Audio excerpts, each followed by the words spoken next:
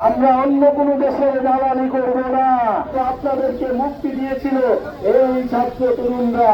জুলাই পদযাত্রা হচ্ছে নতুন দেশ গড়ার জন্য। গত বছর 2024-এ আমরা জুলাই গণ অভ্যুত্থান করেছিলাম, যেখানে স্বৈরাচারী ফ্যাসিস্ট হাসিনা সরকারের পতন ঘটেছিল। স্বৈরাচারী হাসিনা দেশ থেকে পালাতে বাধ্য হয়েছিল। আমরা এখন লড়াই করছি দেশ গঠনের, নতুন বাংলাদেশ, যেখানে আর বৈষম্য থাকবে না, যেখানে আর ফ্যাসিবাদ থাকবে না, যেখানে কোন ধরনের অন্যায় চাঁদাবাজ সন্ত্রাস থাকবে না। প্রিয় বন্ধুগণ, এই কারণে যুব সমাজকে এগিয়ে আসতে হবে। দেশের ছাত্র তরুণ যুবরা যতবার এগিয়ে এসেছে ততবার বাংলাদেশ বেঁচে গিয়েছে।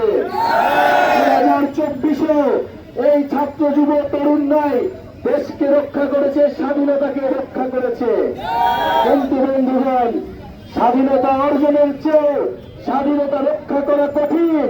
তাই আমাদের এইবারের স্বাধীনতা যাতে ব্যাহত না হয়, সেজন্য আমাদের সচেতন থাকতে হবে। এ কারণে এই জাতীয় নাগরিক পার্টি এনসিপি গঠিত হয়েছে। আজকে আমরা পীরগঞ্জে এসেছি, আমরা উত্তরবঙ্গ, আমরা রংপুরের বিভাগের প্রতিটি জেলায় যাচ্ছি। আমরা দেখেছি উত্তরবঙ্গ কিভাবে অবহেলিত রয়েছে। যুক্তরাষ্ট্রের 1 নম্বর জিম চেইন গোল্ড জিম এখন আবারও বাংলাদেশে। বসুন্ধরা আবাসিক এলাকা ও বসুন্ধরা সিটি শপিং মলে 54 বছরে এই উত্তরবঙ্গের জেলাগুলোতে আঞ্চলিক বৈষম্য করা হয়েছে। বন্ধুগণ, আমাদের দাবি খুবই কম, খুবই সুস্পষ্ট। আমরা ভাতের অধিকার চাই, আমরা কাজের অধিকার চাই, আমরা চিকিৎসা চাই, আমরা শিক্ষা চাই। আমরা অন্য কোন দেশের দালালি করব না। আমরা স্বাধীনভাবে মর্যাদা নিয়ে বাংলাদেশ রাষ্ট্রকে গঠন করব। বন্ধুগণ, আজকে আমরা আর কথা বাড়াবো না।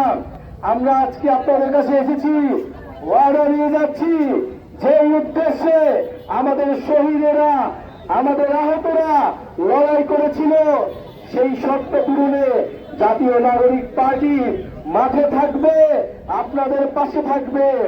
আপনারা আমাদের প্রতি আস্থা রাখুন। বাংলাদেশের 54 বছরে আপনারা বহু দল দেখেছেন, বহু রাজনীতিবিদ দেখেছেন। গত 16 বছরে আপনারা বহু রাজনীতি দেখেছেন, কিন্তু আপনাদেরকে মুক্তি দিয়েছিল এই ছাত্র তরুণরা। তবে ছাত্র তরুণদের উপরে ভরসা করুন। যদি আমরা ভুল করি, আমাদেরকেও সমালোচনা করুন। আমরা স্বৈরাচার এবং ফ্যাসিবাদের এই যে রাষ্ট্র কাঠামো, সেটা পরিবর্তন করব।